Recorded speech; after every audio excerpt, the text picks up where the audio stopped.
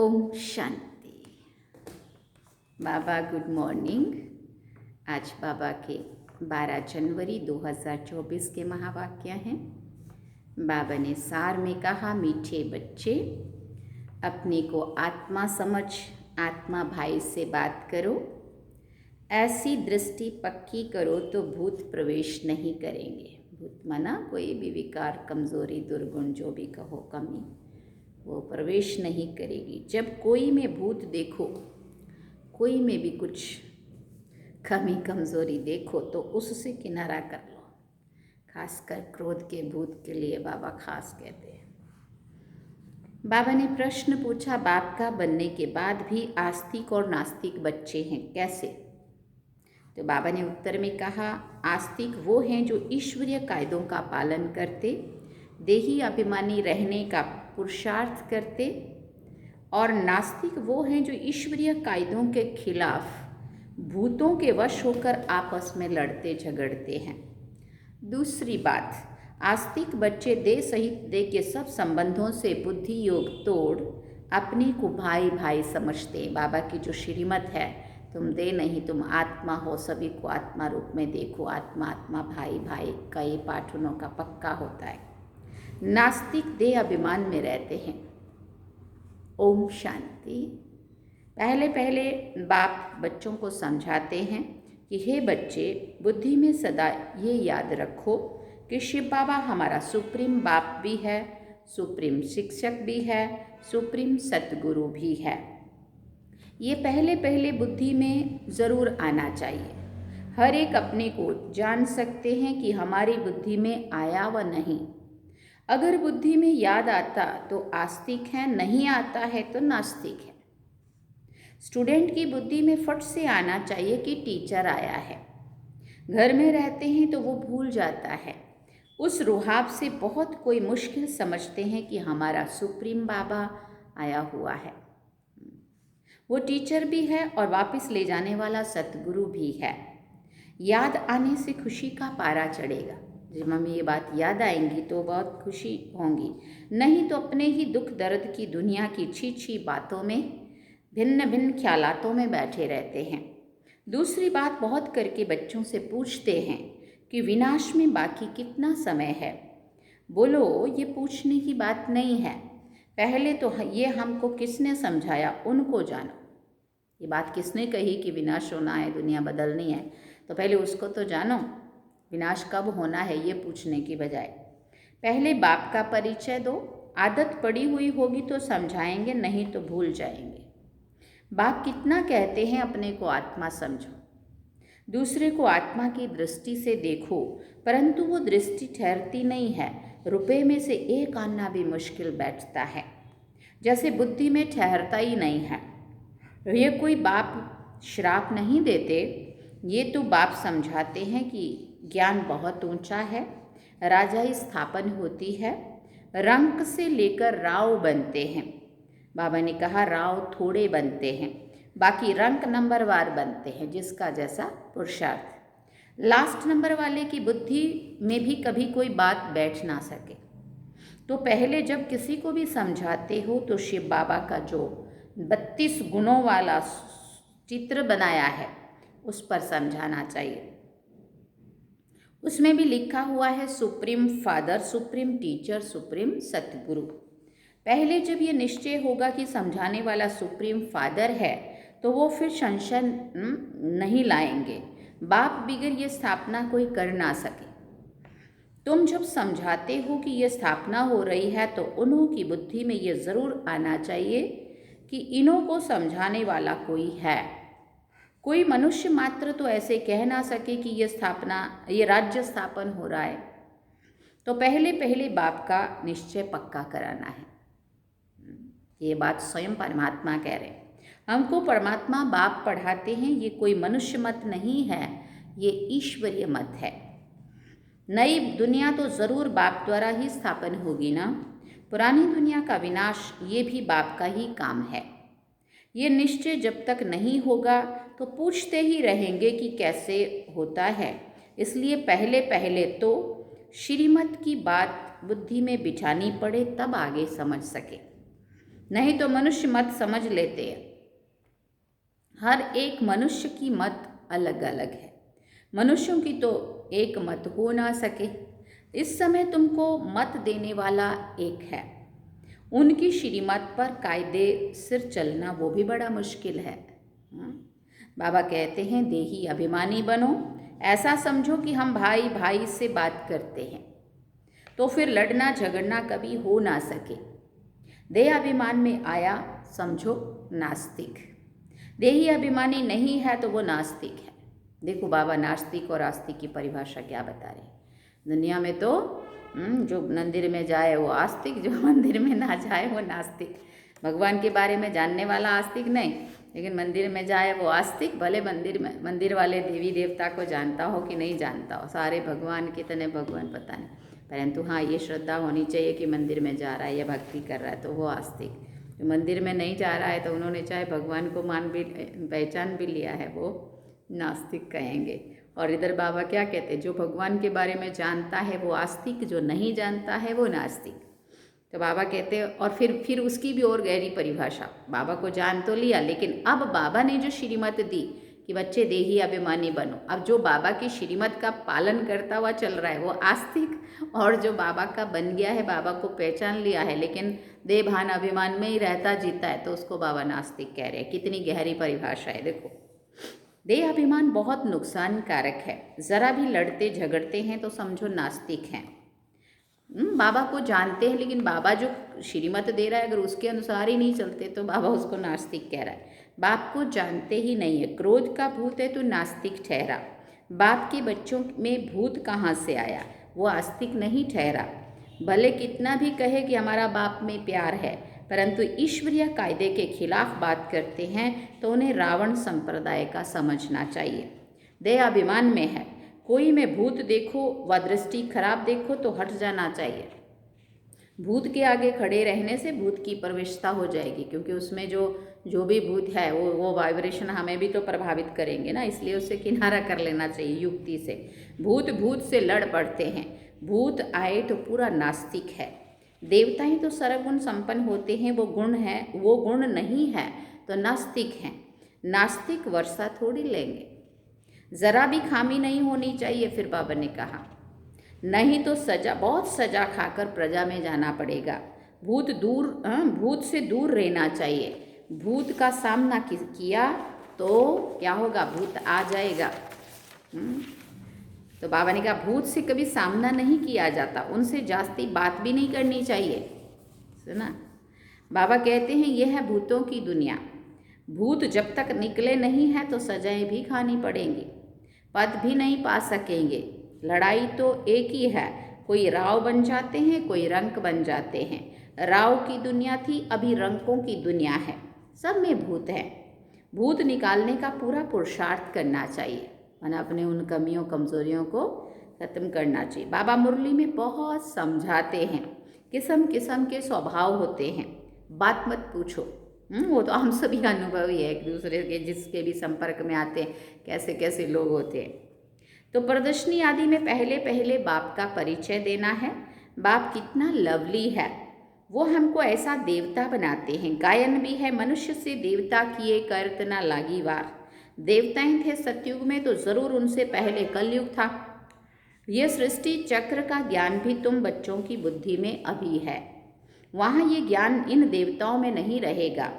अब तुम नॉलेजफुल बनते हो तो फिर पद मिल गया तो नॉलेज की दरकार नहीं है।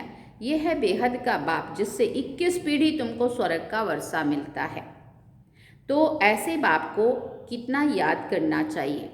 बाबा सदैव समझाते हैं कि हमेशा समझो कि शिव बाबा हमको समझा रहे हैं, शिव बाबा इस रथ द्वारा हमको पढ़ा रहे हैं। वो हमारा बाप, टीचर, गुरु है। ये है बेहद की पढ़ाई। तुम समझते हो हम पहले तुच्छ बुद्धि थे, इस कॉलेज का कोई को पता ज़रा भी पता नहीं है कि इसलिए समझाने के समय अच्छी तरह से घोट कर समझाओ, क्योंकि लोगों को पता ही नहीं है ये कौन सा स्थान है, यहाँ परमात्मा आकर के क्या नॉलेज दे रहे। बाबा ने कहा श्री कृष्ण की तो बात ही नहीं है। बाप ने समझाया है श्री कृष्ण का कोई चरित्र है ही नहीं सिवाय शिव बाबा के। ब्रह्मा विष्णु शंकर के भी चरित्र हो ना सके। चरित्र है ही एक का जो मनुष्य से देवता बनाते हैं, विश्व को हेवन बनाते हैं। तुम उस बाप की श्रीमत पर चलते हो, बाप के मददगार हो। बाप नहीं होता तो तुम कुछ भी नहीं कर सकते थे। अभी तुम वर्थ नॉट ए पेनी से वर्थ पाउंड बन रहे हो। अब नंबरवार पुरुषार्थ अनुसार तुम सब जान गए हो। तो पहले पहले है बाप का परिचय। सतयुग में देवताओं की बेहद की बादशाही है, उनके राज्य में और कोई था ही नहीं। अभी तो कलयुग है, कितने ढेर धर्म हैं। ये एक ही आदि सनातन देवी देवता धर्म कब स्थापन हुआ ये भी कोई की बुद्धि में नहीं है। तुम बच्चों की बुद्धि में भी नंबरवार पुरुषार्थ अनुसार है। तो पहले बाप की महिमा पर अच्छी तरह से समझाना चाहिए। हम जानते हैं ज़रूर बाप से हमको पहचान मिली है। बाबा कहते हैं सर्व का सद्गति दाता भी मैं हूँ। कल्प कल्प मैं तुम बच्चों को राय देता हूँ। क्या राय देता हूँ? कि अपने को आत्मा समझो और मुझे याद करो, तो आत्मा पतित से पावन बन जाएगी। आत्म अभिमानी भव। आज बाबा आत्मा का पाठ कितना पक्का करा रहे। दूसरे को भी आत्मा समझने से तुम्हारी क्रिमिनल आय नहीं होगी। आत्मा ही शरीर द्वारा कर्म करती है। हम आत्मा है, ये आत्मा है, ये पक्का करना है। ब्रह्मा बाबा ने देखो कितना आत्मा का पाठ पक्का किया। तुम जानते हो पहले पहले हम 100% पावन थे, फिर पतित बने। आत्मा ही बुलाती है कि बाबा आओ। आत्मा का अभिमान पक्का रहना चाहिए और संबंध सब भूल जाने चाहिए। हम आत्मा स्वीट होम में रहने वाली हैं, यहाँ पार्ट बजाने आए हैं। ये भी तुम बच्चे ही समझते हो। तुम्हारे में भी नंबर है बार हैं जिनको याद रहती है। भगवान पढ़ाते हैं तो कितनी खुशी रहनी चाहिए। भगवान हमारा बाप भी है, टीचर भी है, सतगुरु भी है। तुम कहेंगे हम उनके सिवाय और कोई को याद नहीं करते हैं। बाप कहते हैं दे सहित दे के सभी संबंध तोड़ माँ में कम याद करो। तुम सब ब्रदर्स हो, कोई मानते हैं कोई नहीं मानते हैं, तो समझो नास्तिक हैं। हम शिव बाबा के बच्चे हैं तो पावन होने चाहिए। बाप को बुलाते ही हैं बाबा आकर हमको पावन विश्व का मालिक बनाओ। सतयुग में तो पावन होने की बात ही नहीं है। पहले तो ये समझो कि ये शिव बाबा है, इनसे नई दुनिया स्थापन होती है। अगर पूछे कि विनाश कब होगा तो बोलो पहले अलफ को समझो। अलफ को नहीं समझा तो पीछे की बात है बुद्धि, तो समझा तो पीछे की बात बुद्धि में कैसे आएगी। अगर पहली बात ही समझ नहीं आ रही है तो और बाकी बातें बाबा कहते कैसे समझ में आएंगी। हम सत्य बाप के बच्चे सत्य बोलते हैं। हम कोई मनुष्य के बच्चे नहीं हैं, हम शिव बाबा के बच्चे हैं। हाँ, ये उनको समझाना है। भगवान उवाच, भगवान उनको कहा जाता है जो सभी ब्रदर्स का बाप है। ब्रदर्स का बाप है माना सभी आत्माओं का बाप है ना। तो बाबा कहते अब मनुष्य अपने को भगवान कहला ना सके। भगवान तो निराकार है, वो बाप टीचर सतगुरु है। कोई मनुष्य बाप टीचर सतगुरु हो ना सके। कोई भी मनुष्य किसी की सदगति नहीं कर सकते, भगवान हो ना सके। बाबा है पतित पावन, पतित बनाता है रावण, है ना। बाकी ये सब है भक्ति के गुरु। ये भी तुम समझते हो जो यहाँ आते हैं वो आस्तिक तो बनते हैं, बेहद के बाप के पास आकर निश्चय करते हैं कि ये हमारा बाप टीचर और गुरु है। जब कंप्लीट दैवी गुण आ जाएंगे तो लड़ाई भी लगेगी। समय अनुसार तुम खुद समझेंगे कि अब कर्मातीत अवस्था को पहुँच रहे हैं। अभी कर्मातीत अवस्था हुई कहाँ है, अभी बहुत काम है। औरतों को पैगाम देना है, बाप से वर्षा लेने का तो सबको हक है। अब तो बाबा ने कहा लड़ाई जोर से होगी। फिर ये हॉस्पिटल डॉक्टर आदि कुछ नहीं रहेंगे। बाप बच्चों को सन्मुख समझा रहे हैं कि तुम आत्माई 84 जन्म धारण कर 84 जन्म शरीर धारण कर अपना पार्ट बजाती हो।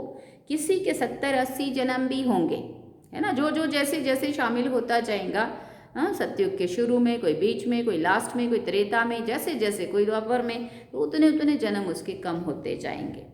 अभी जाना तो सबको है ना, विनाश तो होना ही है। अपवित्र आत्मा जा ना सके। पवित्र होने के लिए बाप को याद जरूर करना है। मेहनत है। 21 जन्मों के लिए स्वर्गवासी बनना है, कोई कम बात है क्या? हाँ, कम बात है क्या? इतनी भारी प्राप्ति है। फिर बाबा कहते हैं, मनुष्य तो कह देते हैं फलाना स्वर्गवासी हुआ, अरे स्वर्ग है कहाँ, कुछ भी समझते नहीं है। तुम बच्चों को बड़ी खुशी रहनी चाहिए कि भगवान हमको पढ़ाते हैं, विश्व का मालिक बनाते हैं। खुशी एक होती है स्थायी, दूसरी होती है अल्पकाल की। पढ़ेंगे पढ़ाएंगे नहीं तो खुशी क्या होगी? आसुरी गुणों को भगाना है। बाप कितना समझाते हैं, कर्म भोग कितना है। जब तक कर्म भोग है तो ये निशानी है अभी तक कर्मातीत अवस्था नहीं हुई है। अभी मेहनत करनी है, कोई भी माया के तूफान ना आए। बच्चों को ये निश्चय है कि बाप ने हमको अनेक बार मनुष्य से देवता बनाया है। ये बुद्धि में आए तो भी अहो सौभाग्य, हम कोई पहली बारी देवता नहीं बन रहे हैं। हाँ, बाबा पहली बारी नहीं आया है, ये कल्प कल्प का ड्रामा में नूंद है। बाबा आता है और हमें मनुष्य से देवता बनाता है। कल्प कल्प की हम वो आत्माएं हैं जो हम सतो प्रधान आत्माएं बन करके देव आत्माएं बनती हैं। ये बेहद का बड़ा स्कूल है, वो होता है हद का छोटा। बाप को तो बहुत तरस पड़ता है, कैसे समझाऊं, कोई से तो अब तक भी भूत निकले नहीं हैं। दिल पर चढ़ने के बदले और ही गिर पड़ते हैं। कई बच्चियां तो तैयार हो रही है अनेकों का कल्याण करने के लिए। अच्छा, मीठे मीठे सिकिल दे बच्चों प्रति माता पिता बाप दादा का याद प्यार और गुड मॉर्निंग। रूहानी बाप की रूहानी बच्चों को नमस्ते। हम रूहानी बच्चों की रूहानी माता पिता बाप दादा को दिल व जान से व प्रेम से याद प्यार, गुड मॉर्निंग, नमस्ते, थैंक यू बाबा, शुक्रिया बाबा। अवधारणा के लिए मुख्य सार है। पहला पॉइंट, कोई भी बात ईश्वरीय कायदे के खिलाफ नहीं करनी है। किसी में भी अगर भूत की प्रवेशता है या दृष्टि खराब है तो उसके सामने से हट जाना चाहिए, उनसे जास्ती बात नहीं करनी चाहिए, उनसे मुँह नहीं लगाना चाहिए, अथड़ाना नहीं चाहिए, क्योंकि वो तो जानबूझ के बहाना ढूंढते हैं अपने से टकराने का। इसलिए उनसे किनारा कर लो, चुप रहो, है ना, शांत रहो बस। दूसरी बात, स्थायी खुशी में रहने के लिए पढ़ाई पर पूरा ध्यान देना है। आसुरी गुणों को निकाल दैवी गुण धारण कर आस्तिक बनना है। वरदान में बाबा ने कहा, निश्चय और नशे के आधार से हर परिस्थिति पर विजय प्राप्त करने वाले सिद्धि स्वरूप भव। योग द्वारा अब ऐसी सिद्धि प्राप्त करो जो अप्राप्ति भी प्राप्ति का अनुभव कराए। निश्चय और नशा हर परिस्थिति में विजयी बना देता है। आगे चलकर ऐसे पेपर भी आएंगे जो सूखी रोटी भी खानी पड़ेगी, वैरायटी खाने को नहीं मिलेगा। इसलिए अभी से ही सादगी में रहना और सादा खाना पसंद आना चाहिए। लेकिन निश्चय, नशा और योग की सिद्धि की शक्ति सूखी रोटी को भी नरम बना देगी।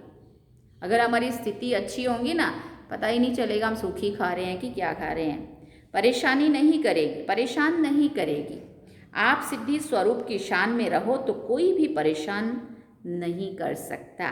कोई भी साधन है तो आराम से यूज़ करो, लेकिन समय पर धोखा ना दें, ये चेक करते रहो, ये चेक करो। स्लोगन में बाबा ने कहा, निमित्त बन यथार्थ पाठ बजाओ तो सड़क के सहयोग की मदद मिलती रहेगी। निमित्त बन यथार्थ पाठ बजाओ तो सहयोग की मदद मिलती रहेगी। अच्छा, अब अव्यक्ति साइलेंस द्वारा डबल लाइट फरिश्ता स्थिति का अनुभव करो। उसके लिए सुनेंगे, किसी भी कार्य में नवीनता की इन्वेंशन के लिए एकाग्रता की आवश्यकता होती है। चाहे लौकिक दुनिया की इन्वेंशन हो, चाहे आध्यात्मिक इन्वेंशन हो, एकाग्रता अर्थात एक ही संकल्प में टिक जाना, एक ही लगन में मगन हो जाना, अपनी शांत स्वरूप स्थिति में स्थित हो जाना, इससे बुद्धि का भटकना सहज ही छूट जाएगा। देह और देह की दुनिया सहज भूल जाएगी और डबल लाइट फरिश्ता स्थिति का अनुभव होने लगेगा। अच्छा, ओम शांति। सार में बाबा ने कहा, मीठे बच्चे, अपने को आत्मा समझ आत्मा भाई से बात करो। ऐसी दृष्टि पक्की करो तो भूत प्रवेश नहीं करेंगे। जब कोई में भूत देखो तो उससे किनारा कर लो। अच्छा, ओम शांति। ये थे बाबा के आज के महावाक्य। आज बाबा ने आत्मा का पाठ पक्का कराया। ये जनवरी मास चल रहा है, देही अभिमानी बनने का पूरा पूरा पुरुषार्थ करो, है ना। हम सभी जानते हैं कि ब्रह्मा बाबा ने आत्मा का पाठ कितना पक्का किया, और ये है हमारा जनवरी मास, खास कर स्मृति, जो सुस्मर्थी बनने का मास, अव्यक्ति मास, फरिश्ता बनने का मास, बाप समान बनने का क्या मास। तो हम इसमें पूरा पूरा फॉलो फादर करेंगे, बाबा को का जैसा बनने का पुरुषार्थ करेंगे। बाबा ने जो किया उसको हम फॉलो करेंगे, है ना। तो बाबा ने आत्मा का पाठ बहुत बहुत पक्का किया, हमें भी करना है। कि ओम शांति। चलिए बाबा की